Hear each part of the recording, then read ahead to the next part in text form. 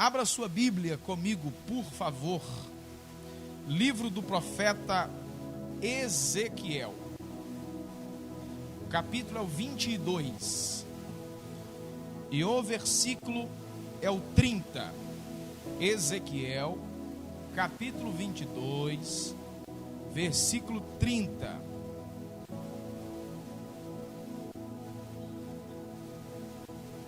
Ezequiel 22, 30. Diz a palavra do Senhor assim: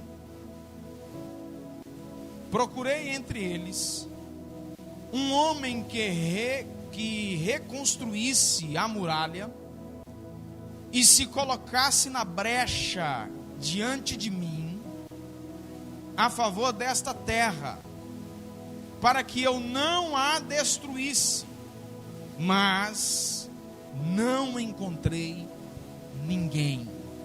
Quantos acreditam que esta é a palavra de Deus? Diga glória a Deus. Então olhe para mim aqui. Os dias do profeta Ezequiel foram dias extremamente difíceis. Havia um total abandono pelas coisas de Deus. Havia um desprezo por aquilo que é sagrado. Ao longo dos 48 capítulos do seu livro, nós podemos perceber claramente o esforço do profeta Ezequiel em servir a Deus, ensinando e alertando o povo sobre as consequências que Jerusalém enfrentaria por causa da sua rebelião contra Deus. Ezequiel denunciou os príncipes, os sacerdotes, denunciou o povo da terra. Em cada segmento da sociedade, se você pegar o livro para ler como um todo, você vai perceber que havia gente totalmente envolvida com os pecados e o distanciamento de Deus. Cada lugar da sociedade haviam sérios culpados. Os príncipes estavam agindo, diz o texto, se você ler os versículos anteriores, o texto diz que os príncipes agiam como leões e lobos famintos por suas presas. Seria de se esperar que os sacerdotes preservassem a lei, mas, em vez disso, eles faziam vista grossa e também desobedeciam os princípios de Deus. Um negócio assim assustador. Nesse cenário horroroso, Deus então procurou alguém. Chegamos no versículo 30. Deus procurou alguém que estivesse na brecha.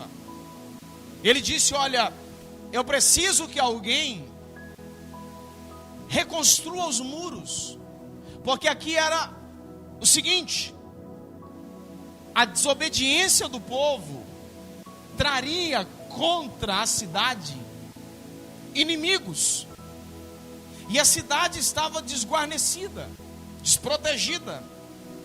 E aí Deus disse: olha, eu preciso que alguém se coloque à disposição para reconstruir os muros, e que também estejam na brecha, nos buracos, e que intercedam pela cidade. Em outras palavras, Deus estava à procura de alguém que se portasse como um protetor da cidade, alguém que clamasse por ela, que intercedesse por ela, a fim de que a cidade então recebesse o livramento do castigo que estava por vir.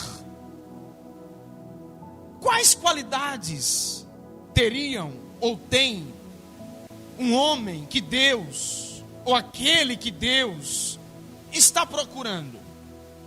Deus procura pessoas que estejam disponíveis para ouvir. Um dos grandes problemas enfrentados pelos profetas naquele período da história de Israel foi a dificuldade para ouvir.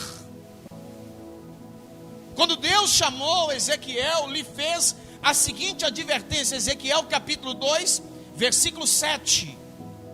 Você lhes dirá as minhas palavras, quer ouçam, quer deixam de ouvir, porque são filhos rebeldes. Ezequiel 2, versículo 7. Então Deus já estava alertando o profeta que ele iria pregar para um povo rebelde e que não queria ouvir. O povo tinha essa dificuldade de ouvir. Por isso Deus buscava alguém que estivesse disposto a ouvir. Quem me ouve diz amém. Aí na cabine também de som. No sentido espiritual, ouvir está além de simplesmente escutar. Ouvir é colocar em prática aquilo que escutou. Não é simplesmente entrar no ouvido e sair no outro. Aliás, tem outro texto que diz o seguinte, parece que foi Tiago quem disse. Bem, tá de Gênesis a Apocalipse, você acha aí? Que não sejam apenas ouvintes, mas também praticantes. Ouvir é colocar em prática aquilo que escutou. Ouvir não é só escutar. Agora escute isso, ouça isso. A geração atual, assim como aquela, tem também dificuldades para ouvir. É rápida no falar, mas resistente no ouvir. Esse é o povo que diz que se conselho fosse bom, não era dado, era vendido.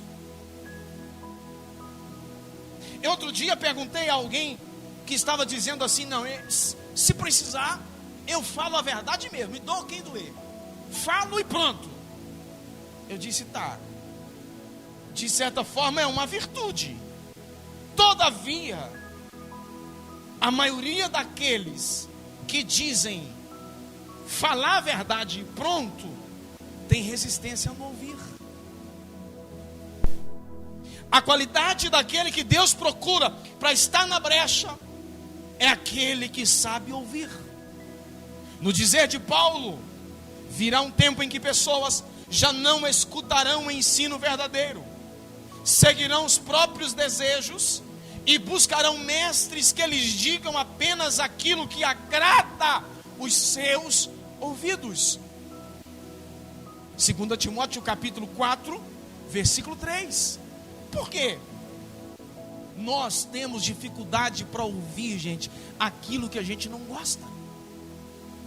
Nós temos dificuldade para ouvir, principalmente aquilo que vai nos corrigir, aquilo que vai mexer com o nosso ego, aquilo que vai mexer com a nossa estrutura, com o nosso orgulho. É por isso que às vezes o discipulado, ele não tem resultado satisfatório.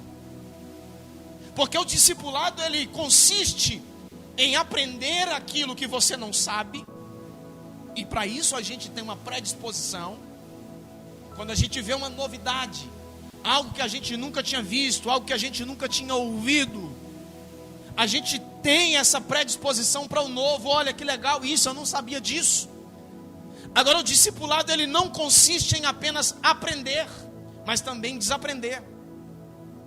Jesus disse para os discípulos algumas vezes, olha, ouviste o que foi dito pelos antigos, isso, isso, isso. Eu porém digo que é assim, assim e assado. Por quê? Eles haviam aprendido de uma maneira equivocada, mas Jesus estava ensinando para eles agora de uma maneira correta. E eles precisavam desaprender aquilo que haviam aprendido errado, para agora aprender a fazer o certo. O discipulado, ele tem mais a ver com o discípulo do que com o mestre. Quem discipulou Judas? Foi o mesmo que discipulou João, Pedro, Tiago e os demais. As mesmas instruções que todos receberam, Judas também recebeu. É por isso que o discipulado Eu digo que tem mais a ver com o discípulo do que com o mestre. Porque quando não há uma disposição para ouvir, qualquer coisa que vai ser ensinada não será absolvida. Um dia Deus chamou Abrão, ainda era Abrão, e lhe fez promessas extraordinárias. Oh, irmãos, como é bom ouvir promessas de Deus. Como é bom ouvir que Deus vai fazer isso ou aquilo na nossa vida. Deus tem promessas mesmo, mas a maioria das coisas que Deus nos promete está condicionada a uma posição nossa, a um posicionamento nosso, a um alinhamento nosso. Deus chamou Abraão e disse para ele: olha, você vai ser pai de multidões, você vai ser pai de nação, de nações. Deus disse para ele: levanta os olhos e conte as estrelas dos céus. Quando Abraão disse que não tinha jeito de contar, o Senhor falou para ele: assim também será a sua descendência, incontável. Deus falou para Abraão: olha, em você, através de você, todas as famílias da terra serão benditas. Isso apontava para o Salvador. Olha que coisa magnífica, que Abraão seria o abençoador de todas as famílias da terra. Olha que coisa fantástica. Só que Deus falou com ele: quer que isso se cumpra na sua vida?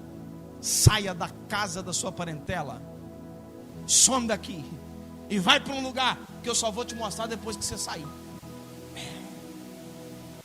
A gente tem aquele negócio, a gente quer garantias, não é? A gente vai fazer alguma coisa que custe para a gente um preço alto. A gente quer garantias. Qual que é a garantia que eu tenho disso? Qual que é o retorno que eu tenho disso? Eu vou fazer um investimento aqui, qual que é o retorno que eu vou ter disso? Em quanto tempo eu vou ter lucros? Mas o Senhor disse para ele: olha, está feita a promessa, mas é o seguinte, você vai sair, eu só vou te falar para onde você vai depois que você sair. E a direção não veio de imediato, não. Tem gente que acha que Deus falou com Abraão todos os dias. Não, senhor. Deus falou com Abraão em ocasiões específicas, em determinados momentos que ele deveria usar a cabeça e ser um pouquinho inteligente, quando Deus não falou com ele. Porque tem hora que é assim, tem hora que Deus não está falando com você, mas você tem que ser inteligente.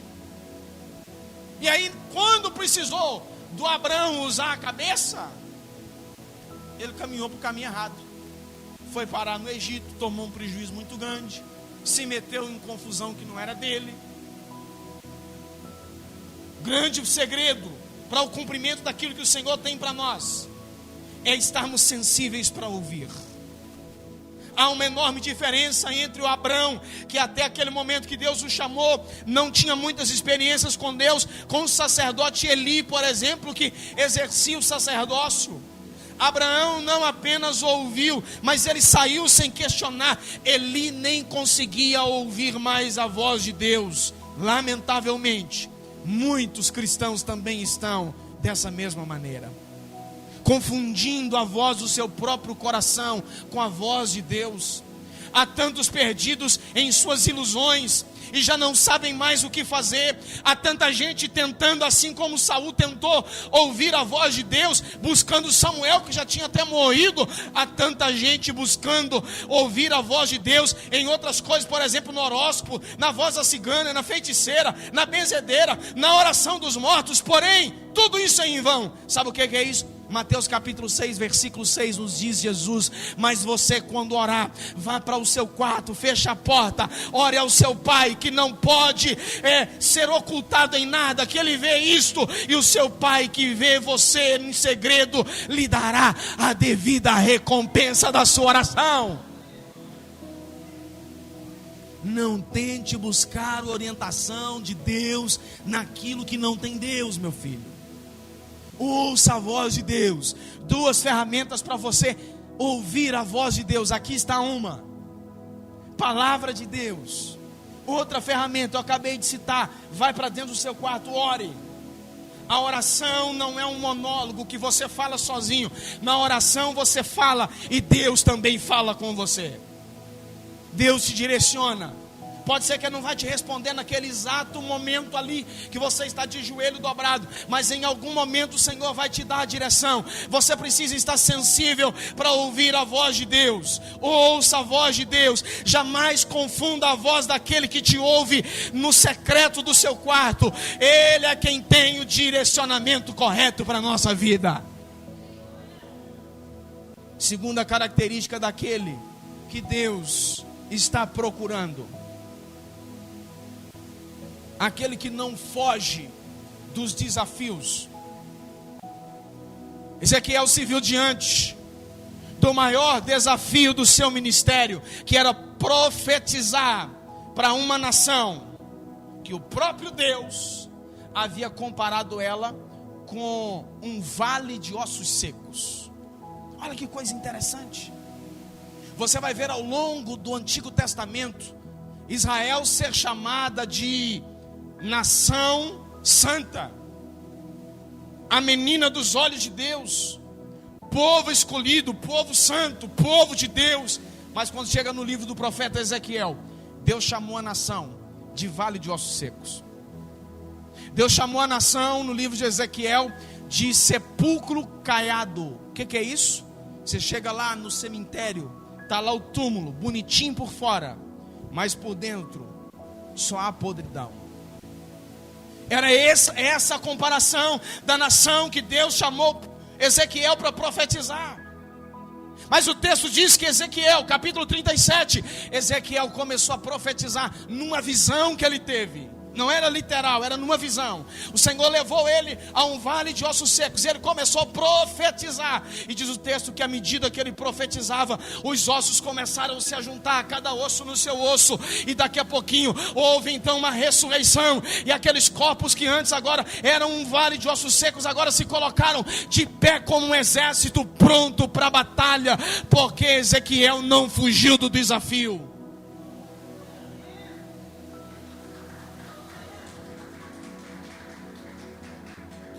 Coragem, meu filho. O inimigo está na sua frente, olhando de cara feia, esbravejando suas ameaças impiedosamente. Hebreus 10:39. Nós, porém, não somos daqueles que retrocedem.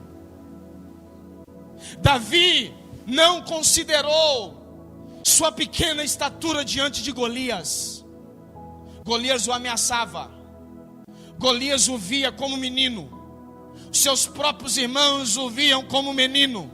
O próprio Golias chamou ele de criança. Contudo, a sua determinação e a sua coragem era maior do que o próprio Golias.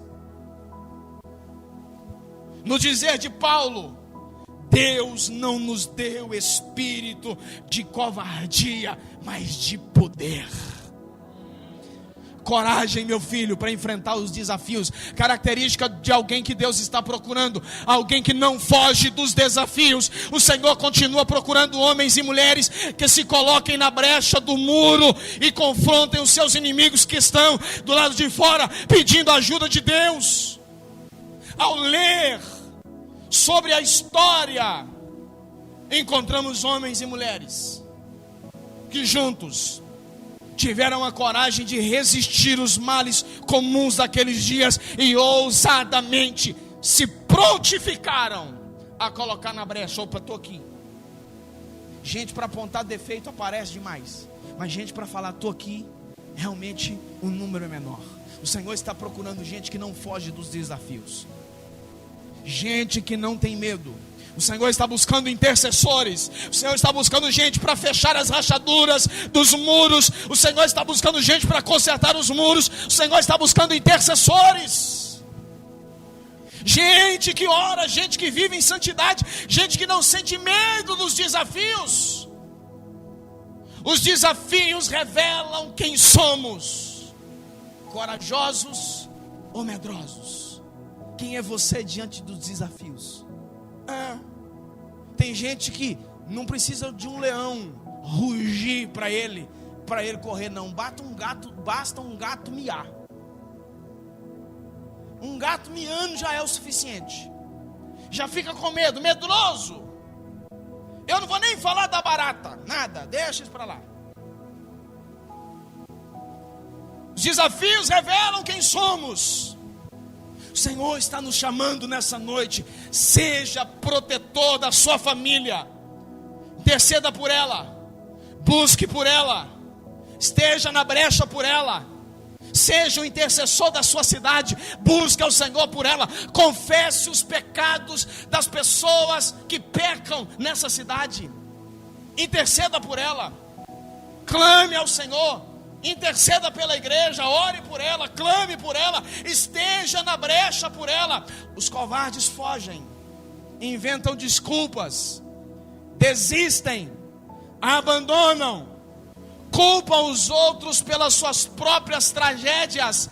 Porém, os corajosos tentam de novo, se reinventam, buscam uma nova alternativa, seguem adiante, se refazem, se erguem, sacode a poeira, levanta e vai embora. Assim é o corajoso. O Senhor está procurando pessoas que não fogem dos desafios. Terceira característica e última para eu fechar. O Senhor procura gente que esteja disposto a defender a sua fé. Olhe para mim aqui. Nos dias de Ezequiel, a fé se tornou algo abstrato, genérico, relativo. O que é algo abstrato? Que não tem uma definição clara. Faltava clareza, solidez, firmeza, transparência. A fé se tornou isso, relativa. Nós estamos vivendo uma era em que a verdade também se tornou relativa. O que é a verdade relativa? Depende do ponto de vista. A verdade relativa significa que uma verdade para mim não necessariamente seja a mesma verdade para você. Ela depende da interpretação de cada um. Todavia, nós que cremos em Jesus como Salvador, que temos a palavra de Deus como a nossa regra de fé e prática, existe apenas uma verdade.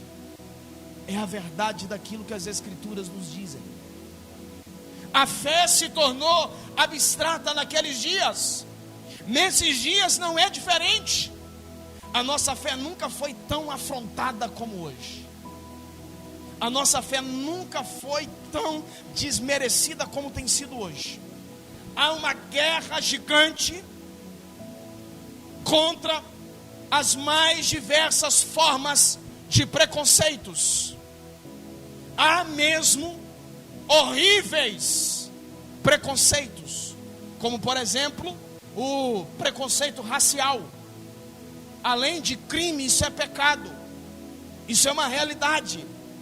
Mas há também outras coisas que não se passam de narrativas, de conversas, de história, como diz um amigo meu, prosopopeia flácida para acalentar bovino, ou seja, conversa mole para boi dormir. É isso.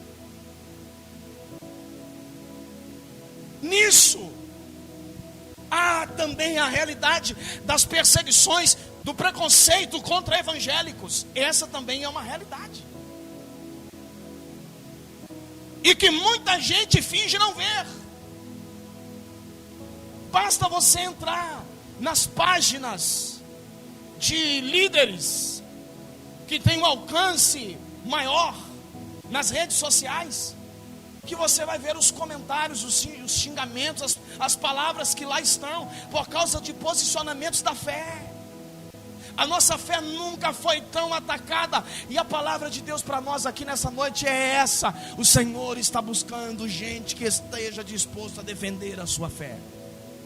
O Senhor está buscando gente que não se acovarda, gente que não tem medo. Paulo enfrentou muitos obstáculos por causa da sua fé, mas a defendeu com determinação e coragem. Quando até o seu ministério foi questionado dentro da própria igreja, ele escreveu uma carta para a igreja de Corinto para defender incisivamente a sua chamada e aquilo que ele acreditava.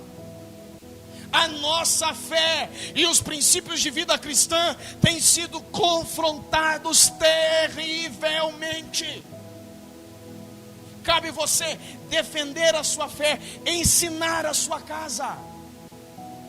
Eu recebi ontem, não vou falar quem é, recebi um print ontem de alguém que lida com escola no município, e um print em que veio no plano de aula, pelo que eu entendi, ensinar sobre Iemanjá para os meninos, coisas religiosas, e lá estava para ensinar sobre Iemanjá, onde que surgiu, como é que é o culto.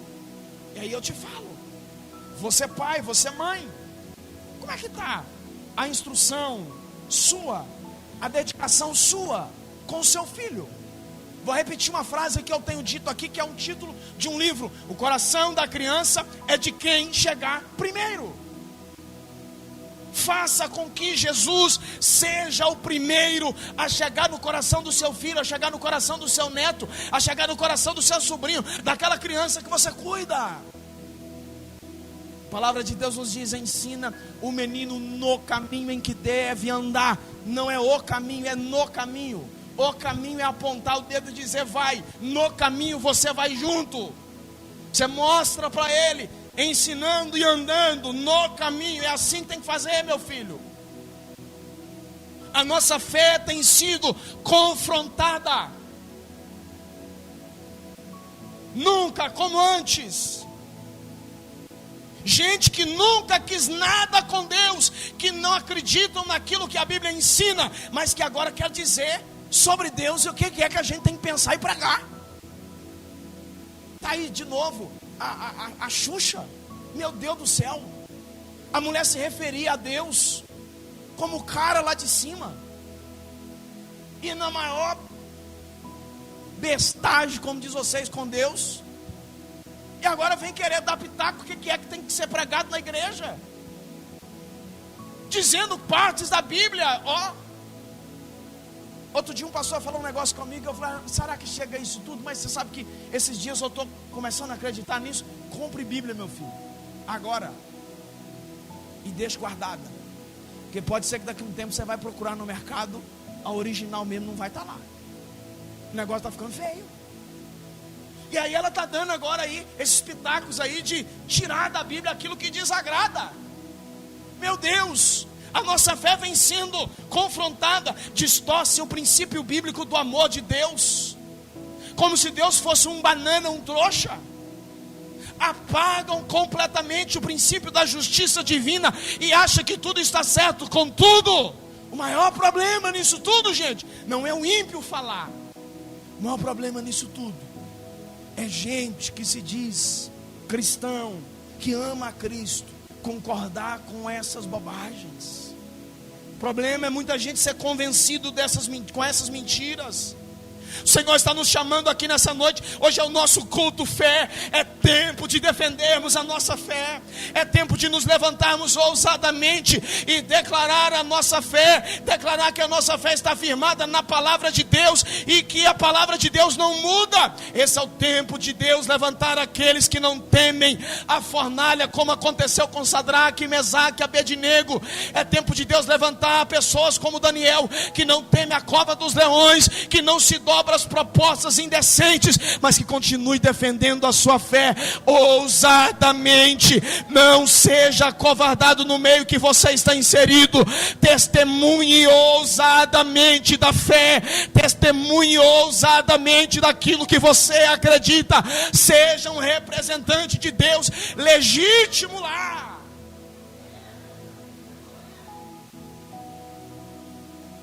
Eu quero te convidar para estar de pé comigo, por favor.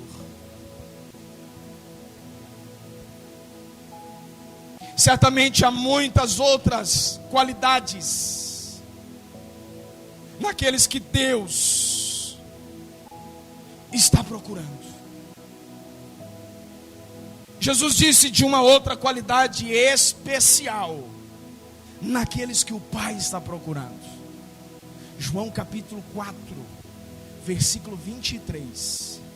Mas vem a hora, e já chegou, em que os verdadeiros adoradores adorarão o Pai em espírito e em verdade, porque esses que o Pai procura para seus adoradores. O salmista também disse daqueles que o Senhor procura. Salmo 101, versículo 6. Os meus olhos procurarão os fiéis da terra, para que morem comigo. O que anda em reto caminho, esse me servirá. Quando Samuel foi ungir o novo rei para Israel, o Senhor buscava alguém segundo o seu coração. Samuel capítulo 16, do versículo 1 ao versículo 13. Há outras características daqueles que o Senhor procura. O olhar de Deus está voltado para essa casa nessa noite.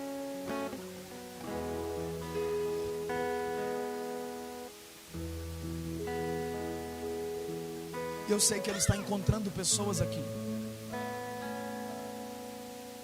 que Ele se agrada.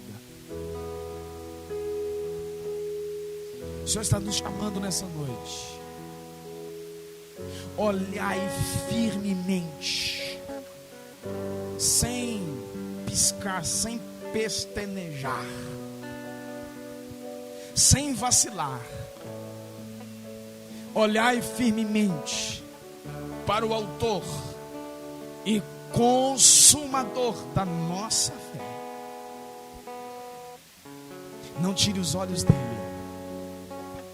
Você pode estar me ouvindo aqui falar dessas coisas, dizendo assim: pastor, é tão difícil. Eu sei, eu também sou humano como você.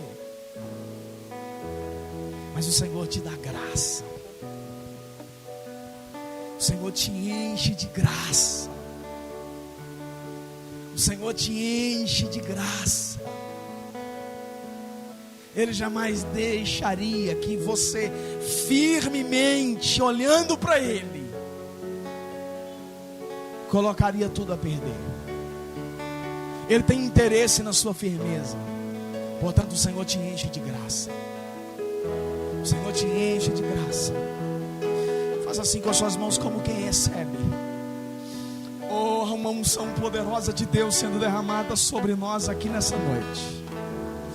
O Senhor está visitando pessoas aqui nessa noite, dizendo: olha, eu estou te chamando, meu filho. Estou te dando uma injeção de ânimo, eu estou te renovando, eu estou procurando gente. Fique na brecha, não saia da posição, não saia da brecha. Oh, o Senhor está te renovando nessa noite. O Senhor está te renovando nessa noite. Satanás soprou nos seus ouvidos esses dias que o que você tem feito é bobagem, que você está perdendo tempo. O Senhor te trouxe aqui essa noite para te dizer: fica firme. Não é perda de tempo, fica firme. Fique firme, fique firme. Fique firme, o Senhor está te dando graça.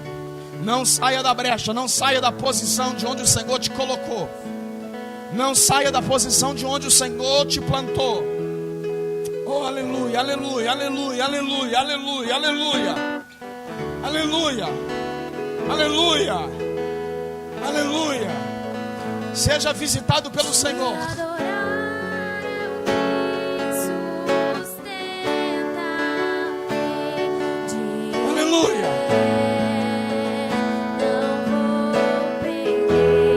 Cante isso, cante. Te louvarei em meio às tentações. Se você sabe, cante. Mas que estratégia, posso não ver o amanhã, mas hoje sei que esse deserto vai chegar ao fim. O Senhor está cuidando. De novo, cante o mais alto que você pode, cante. Te adorar eu quis sustentar-me de pé. Eu não vou perder a guerra. Te louvarei em meio às tentações. É mais que estratégia.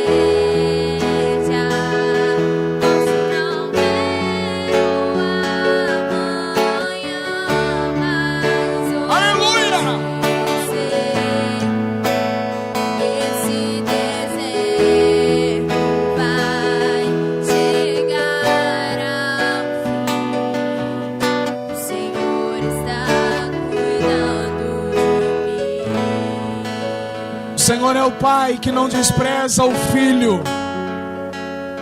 Pode uma mãe esquecer-se do filho que cria, pode a mãe se esquecer do filho que amamenta, todavia, ainda que esta se esqueça do seu filho, jamais esquecerei de ti, diz o Senhor Deus Todo-Poderoso. Fique na brecha, meu filho. O inimigo está te ameaçando. O inimigo está dando marretada no muro, está ameaçando colocar bomba no muro para derrubar as muralhas. O Senhor está dizendo: fique firme, fique firme, fique firme, fique firme. Não se deixe levar pelos gritos de ameaça do inimigo. Permaneça firme. O Senhor está cuidando de você. O Senhor está cuidando de você. O Senhor está cuidando de você. O Senhor está cuidando de você. Enfrente os desafios. Ouça aquilo que o Senhor está falando. Uma característica de alguém que o Senhor está procurando, gente que está sensível para ouvir. Ouça o que o Senhor está falando. Fique firme. Não retroceda. Não recue. Fique firme. Fique firme, firme, firme em nome de Jesus. Oh, aleluia, aleluia. Ora machuieira marraia xereca ramaramahas. Aleluia. Aleluia. Eu quero orar com você. Quero orar pela sua vida espiritual. Coloque as mãos na altura do seu coração. Eu queria que você orasse comigo. Não quero orar sozinho. Eu queria que você orasse. Eu queria que você clamasse ao Senhor.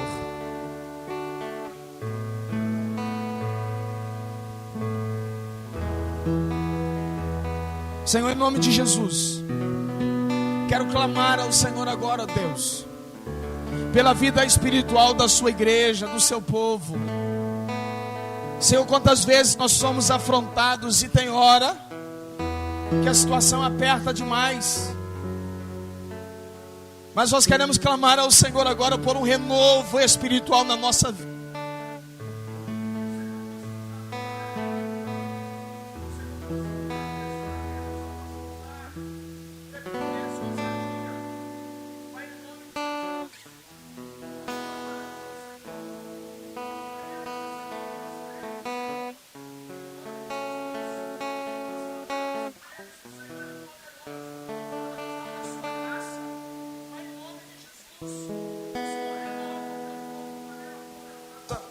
Ó Deus, em nome de Jesus, que o Senhor venha sobre nós, batiza crentes com o Espírito Santo, que o Senhor dê ousadia à sua igreja, coragem à sua igreja, o seu povo. Deus, em nome de Jesus, quantas vezes damos de cara com o inimigo e às vezes nos sentimos mesmo ameaçados, mas nós clamamos ao Senhor: venha sobre nós, venha sobre nós, venha sobre nós, venha sobre nós. Encha o teu povo de graça, de autoridade, de renovação, de sabedoria. Não deixa, Senhor, o seu povo se desgastar com aquilo que não tem importância. O inimigo coloca muitas distrações, tem coisas que são secundárias. Nós não queremos perder tempo com aquilo que não tem importância. Nos dê, Senhor, sabedoria, discernimento, para compreender, ó Deus, aquilo que de fato o Senhor tem para nós, aquilo de fato que precisamos estar envolvidos. Nós oramos, ó Deus, em